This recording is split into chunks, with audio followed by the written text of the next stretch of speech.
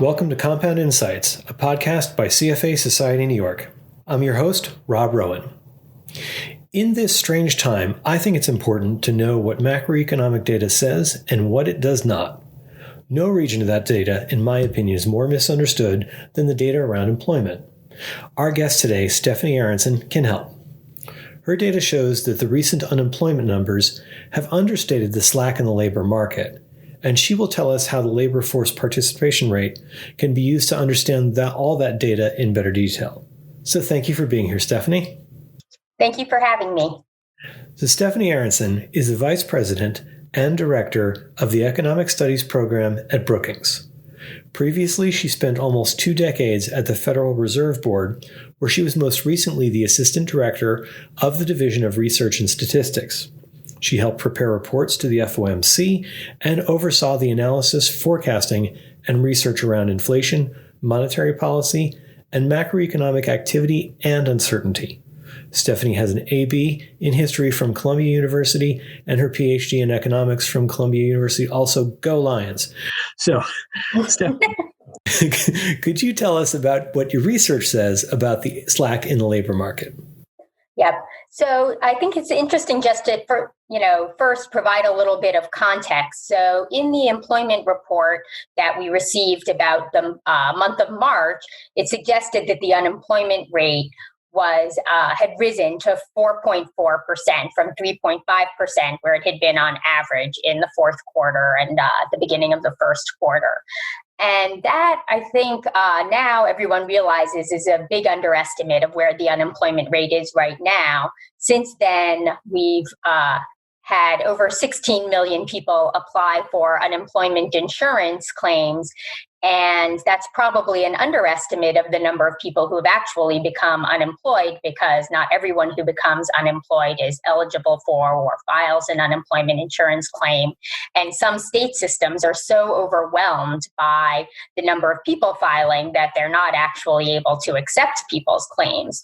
So based on those numbers, I think a lot of economists think the unemployment rate right now is closer to 15%, or could even be higher than that. But I think another aspect of the issue with the unemployment rate is that that's really only one margin of slack in the economy.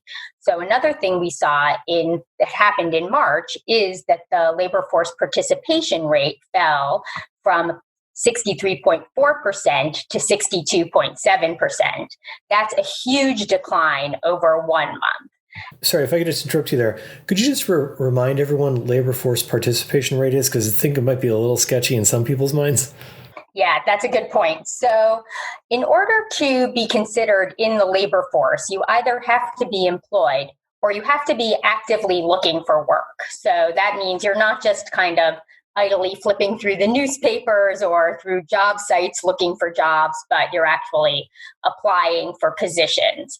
And so a lot of people who, when they lose their jobs, if they're not actively looking for work, they're counted as being out of the labor force, and even if they might actually want a job.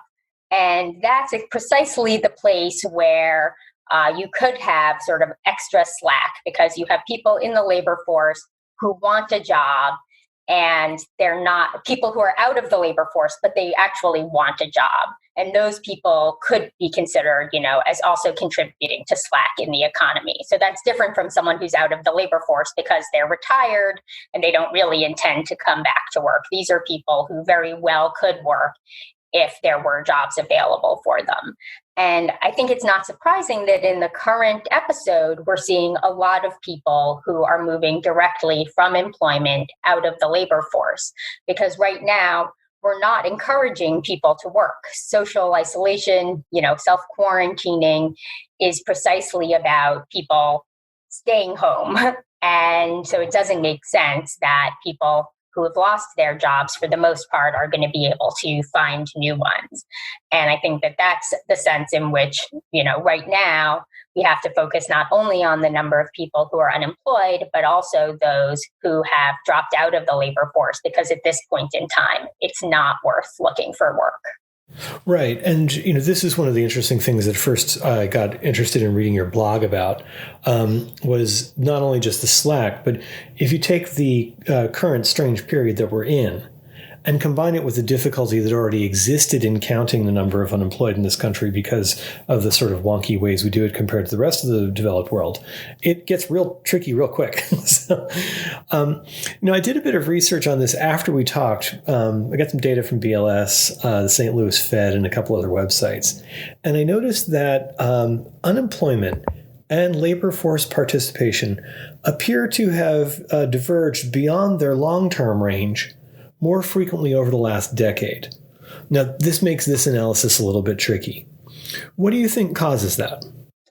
That's exactly right. So I think in recent decades, we've seen changes in the trends, both in the labor force participation rate and the unemployment rate. And that has made it more difficult for economists to measure slack in the economy. So the labor force participation rate actually peaked in the late 1990s and has been trending down since then due to the aging of the population and also some longer term trends like lower labor force participation among young teenagers and among prime age men.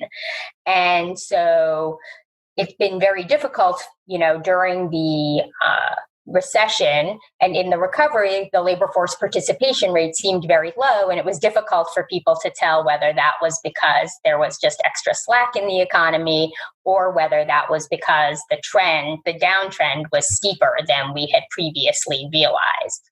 And similarly, with the unemployment rate, the natural rate of unemployment, which is sort of the trend in the unemployment rate, also appears to have been trending down over the last couple of decades.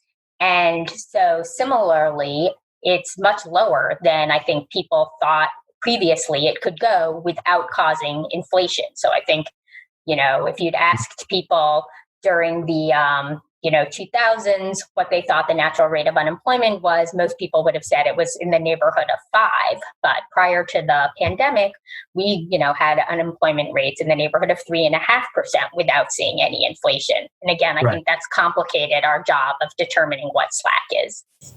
Yeah, and inflation, pretty we should get to another topic, but, inflation is sort of amazing during this time because most of the central banks have done everything they can to raise it and not been successful. So I guess going back to your analysis for one second, this is one thing I thought was also interesting, is because of that consistent decline that in one of your older papers is forecast to go all the way through into the next couple of years. How did you handle that in that overall decline in your analysis of current trends of other labor measures? Right. So we have, when I think about the labor force, I try to factor in what I think the long run trend is. And then I know that the actual participation rate is going to cycle around that trend depending on the state of the business cycle. And so my interpretation of the labor force participation rate prior to the pandemic was that it was probably a bit above its trend because the unemployment rate was so low. We thought actual GDP was exceeding its potential level. And so the participation rate also was probably a bit above its trend. And my guess is with the movement just over the past month that the participation rate has now probably returned to its trend or could even be a little bit lower. And I suspect it's going to drop further in the coming months as we receive new data. Okay. Now I'd like to shift a little bit to sort of the real world and how to bottom line this for a lot of the members who are listening to this. The issues in the labor market certainly present an issue for local and state governments and could raise the risk in the long run of their timely repayment of their bonds. So you and your Brookings coworkers did some interesting analysis on the impact and how it varies across different industries today. Could you talk a little bit about that? Sure. So we tried to help provide some insight for people into why local metropolitan area unemployment rates vary as much as they do. And one thing we acknowledge to start is that there's always quite a bit of variation in local area unemployment rates based on the industrial mix that they have, how good the business cycle is in those areas, what the education of the labor forces are. And so we always have some dispersion in unemployment rates across metropolitan areas, with some having higher ones and some having lower ones. But on top of that, metropolitan area unemployment rates are also heavily influenced both by the aggregate business cycle and also by idiosyncratic shocks.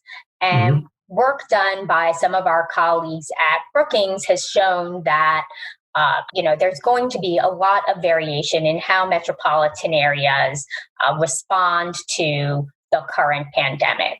So, of course, areas that are particularly hard hit and which have had to act aggressively to shut down non-essential businesses are going to see bigger negative shocks.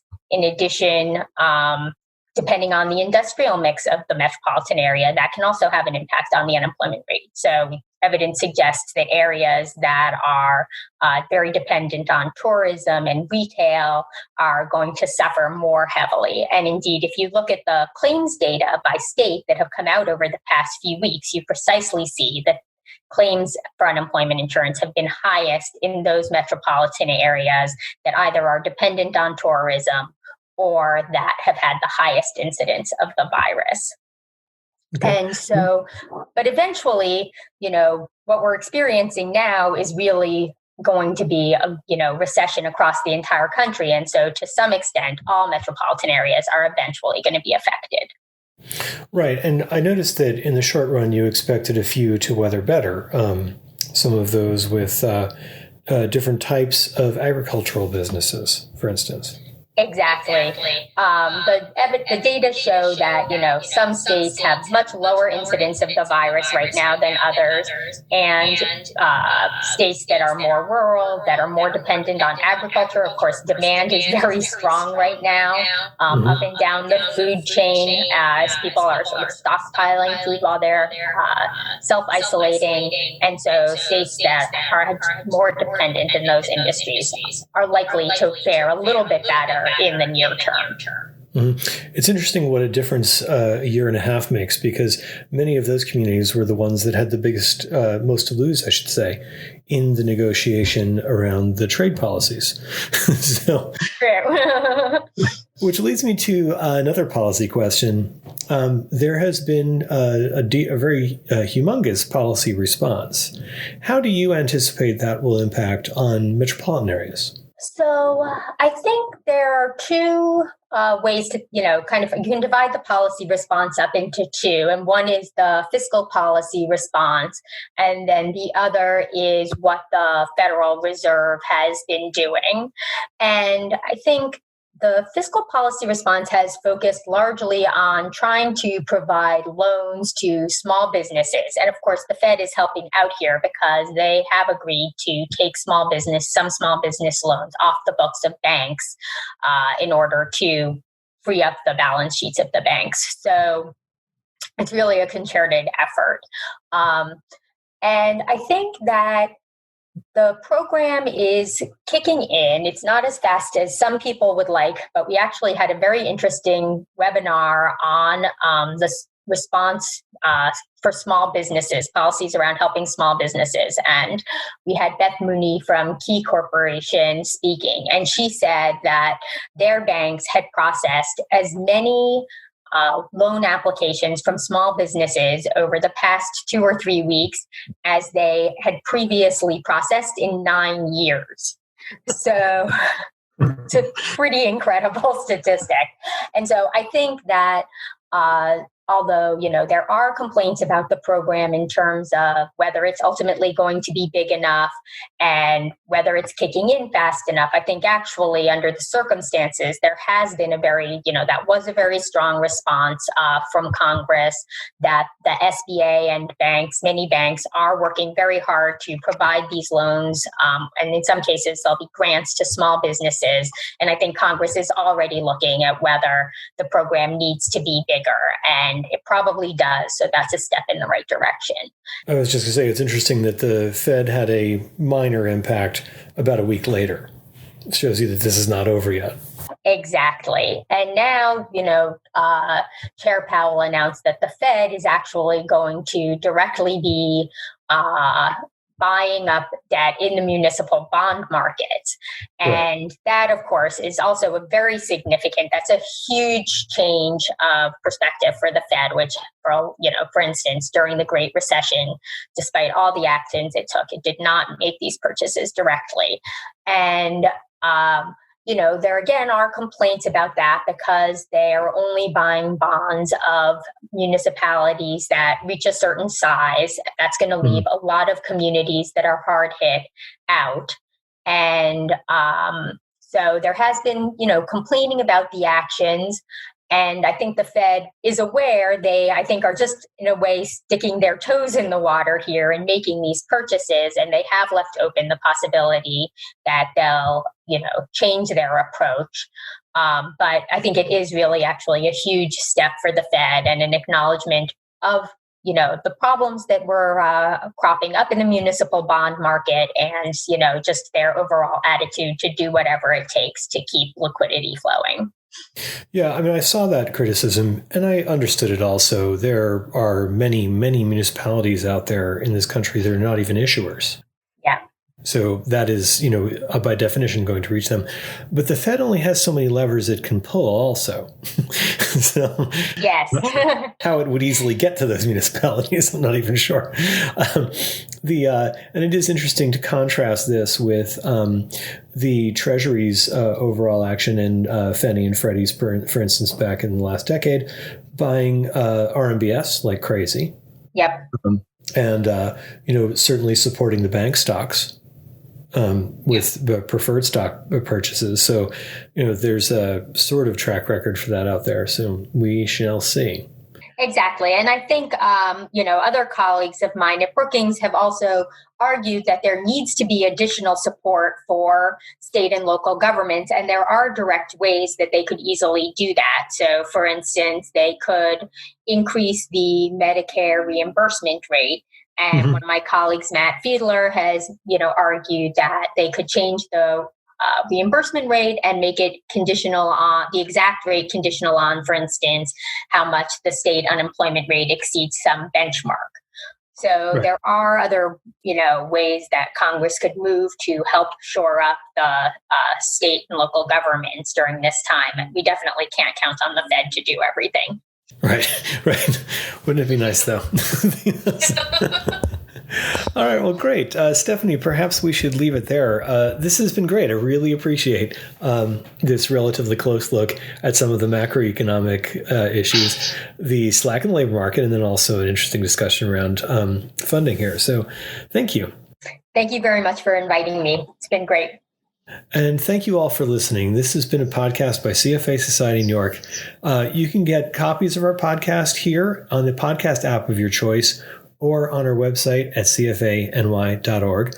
Also, I will put the show notes, including the last two blogs that we discussed during this podcast there. Until next time, I'm your host, Rob Rowan.